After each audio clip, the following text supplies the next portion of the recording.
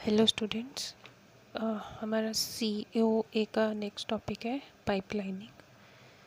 अच्छे से पढ़ना है ये टॉपिक, ठीक है, मोस्ट इम्पॉर्टेंट है।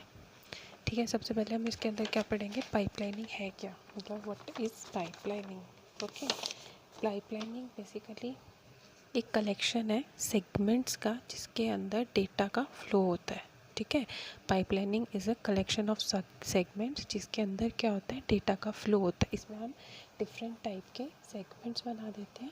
ठीक है, नंबर ऑफ सेगमेंट्स, या फिर दूसरी एक मतलब दूसरा अगर सिंपली बोलना हो तो हम ये कह सकते हैं कि जो हमारे पास पाइपलाइनिंग है उसके अंदर क्या होता है, डेटा का फ्लो किस तरह होता है। कोई भी इंस्ट्रक्शन है या फिर कोई भी प्रॉब्लम है, बेसिकली प्रॉब्लम लेते हैं हम, एक हमारे पास प्रॉब्लम है, ठीक है, वो उसको हम सब प्रॉब्लम्स के अंदर डिवाइड कर देते हैं। ठीक है, सब प्रॉब्लम्स फॉर एग्जांपल हमारे पास एक टास्क दिया है, वे task problem instruction these all are same.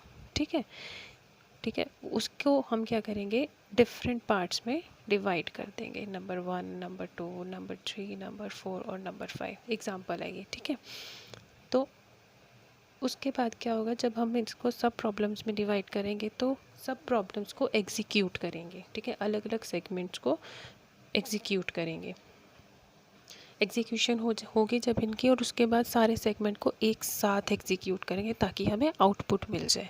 पहले हम एक एक सेगमेंट को एग्जीक्यूट करेंगे, फिर इन सबको इकट्ठे करके एग्जीक्यूट करेंगे जिससे कि हमें एक डिज़ायर्ड आउटपुट मिल सके।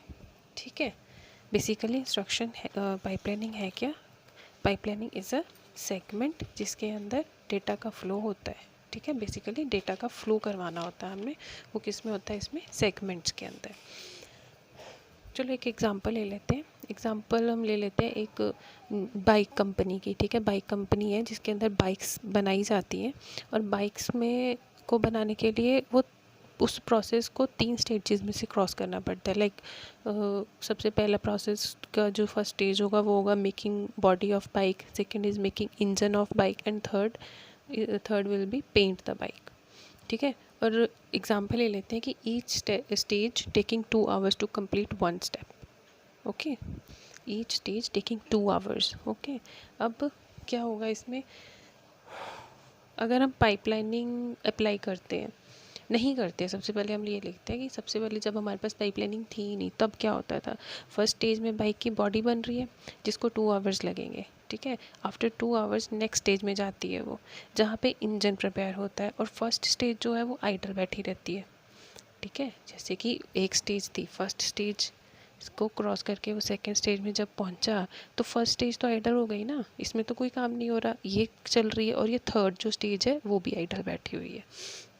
ठीक है, और जब बाइक प्रोसेस की थर्ड स्टेज में जाती है तो 1 और 2 स्टेजेस जो हैं, फर्स्ट और सेकंड, दोनों आइडल बैठ जाती हैं। ठीक है, जिससे कि हमारे कितने टोटल आवर्स हो गए, 2 घंटे इसको, 2 घंटे इसको, 2 घंटे इसको, तो तीनों को मिला के हमारे पास टोटल 6 आवर्स हो गए कि हमने एक बाइक को बनाने में कितना टाइम लगाया, 6 घंटे लगाए।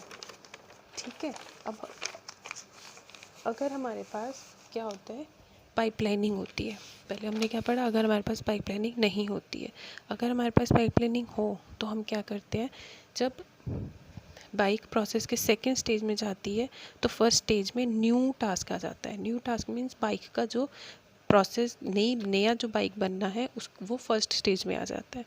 ठीक है, और जो सेकंड स्टेज में था वो हमारा पिछला वाला बाइक जो था, है ना, वो चला जाता है। देन थर्ड स्टेज में जब पेंट हो रहा होता है उस टाइम में स्टेज 2 में पिछली वाली बाइक का इंजन बनना शुरू हो जाता है, और फर्स्ट स्टेज में न्यू वाला टास्क, नया बाइक मतलब नया टास्क एंटर हो जाता है। ठीक है, जिससे कि टाइम 1 बाइक के लिए ओनली 2 आवर्स लगते हैं। ठीक है, एक बाइक को बनने में कितने, 2 आवर्स लगते हैं इन पाइपलाइनिंग। ठीक है, आगे हमारे पास क्या होता है कि मैं आपको रिपीट कर देती हूँ उसके अंदर है क्या। हमारे पास क्या होता है, एक एक प्रॉब्लम है जिसको कि हम आगे आगे सब प्रॉब्लम्स में डिवाइड करते हैं। ठीक है, जब वो सब प्रॉब्लम्स में डिवाइड हो जाता है तो उनको अलग अलग एग्जीक्यूट करके उसकी सारी की सारी एग्जीक्यूशन इकट्ठी करते हैं। ठीक है, एग्जीक्यूशन जब इकट्ठी होगी तो हमें एक अपनी डिज़ायर्ड आउटपुट मिल जाएगी। ये एक बेसिक पाइपलाइनिंग प्रोसेस होता है। ठीक है, इसके बाद जो हमारे नेक्स्ट है we have 5 stages of pipeline process. First है इसके अंदर इंस्ट्रक्शन फेच। इसका मैं डायग्राम भी आपको दिखा रही हूँ, सब बड़ी देर से मैंने लगाया हुआ है, इसको आप देख लेना, ठीक है। जिसके सबसे पहले है fetch an instruction, then decode, then read input, then compute, then उसके बाद राइट रिजल्ट, ठीक है। इंस्ट्रक्शन फेच के अंदर क्या होता है, इंस्ट्रक्शन फेच में सीपीयू मेमोरी के इंस्ट्रक्शन को रीड करवाता है, ठीक है। सीपीयू जो है मेमोरी की इंस्ट्रक्शन को रीड करवाता है। सेकंड है इंस्ट्रक्शन डिकोड। डिकोडिंग तो आपको पता ही है क्या होती है, कि जो ह्यूमन लेवल लैंग्वेज है उसके अंदर उससे कंप्यूटर लेवल लैंग्वेज के अंदर उसको डिकोड करवाता है, ठीक है, इंस्ट्रक्शन डिकोड के अंदर। सेकेंड स्टेज में इंस्ट्रक्शन डिकोड होती है और इंस्ट्रक्शन में यूज़ होने वाले जो रजिस्टर्स होते हैं उनकी वैल्यू को गैदर करवा देता है, ठीक है। जो हमारे पास रजिस्टर्स हैं उनकी वैल्यू को इकट्ठा करवाता है और इंस्ट्रक्शन को डिकोड करवाता है सेकंड में।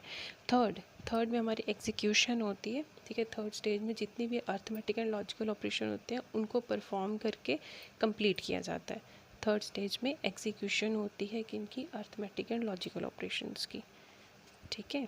फोर्थ मेमोरी इनपुट आउटपुट के अंदर क्या होता है, फोर्थ स्टेज में मेमोरी में पड़े हुए ऑपरेंड्स को रीड एंड राइट किया जाता है और ये प्रोसेसर से इनपुट आउटपुट के लिए भी रिस्पॉन्सिबल होता है। मतलब जो मेमोरी इनपुट आउटपुट है वो फोर्थ स्टेज है, उसके अंदर है क्या, मेमोरी में पड़े हुए जितने भी ऑपरेंड्स हैं, ऑपरेंड्स आपको पता ही है क्या होते हैं।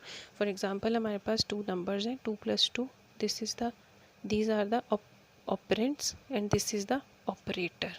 These 2 and 2 are the operands, या फिर A + B है तो A and B are the operands, ठीक है। मेमोरी के अंदर जितने भी ऑपरेंड्स पड़े हुए हैं उनको रीड और राइट करवाता है और ये प्रोसेसर के इनपुट आउटपुट के लिए भी रिस्पॉन्सिबल होता है। Next is right back. Computer से फेच की हुई वैल्यू को मेमोरी में पड़े हुए रजिस्टर में वापस राइट कराया जाता है। राइट बैक में क्या होता है, कंप्यूटर में फेच की हुई जो हमने सबसे पहले फेच की थी इंस्ट्रक्शन यहाँ पे, ठीक है, उसकी वैल्यू को मेमोरी में पड़े हुए रजिस्टर में वापस दोबारा से लोड करवा देता है जिससे कि उसे एक डिज़ायर्ड आउटपुट मिल जाए, ठीक है। चलो इसकी डायग्राम को भी देख लेना और इसके जो नोट्स हैं वो मैं आपको प्रोवाइड करवा दूँगी, ठीक है। Thank you.